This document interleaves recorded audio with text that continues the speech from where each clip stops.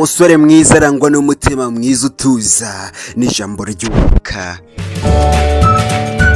Umusore mwiza yavuga amagambo yagira imbaraga zo guhumuriza no gutera abandi imbaraga.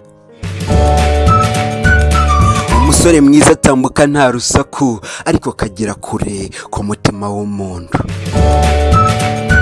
Umusore mwiza aba ari inkingi y'icyizere, umusingi w'ubudahemuka.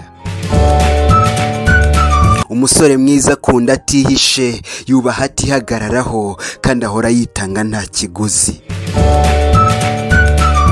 Umusore mwiza aratekereza kure, akubaha ibyiyumvo bya buri wese. Umusore mwiza ibikorwa bye bisumba amagambo, umutima we urusha imbaraga amaguru. Umusore mwiza aba ari umutuzo mu mvururu n'urumuri mu mwijima.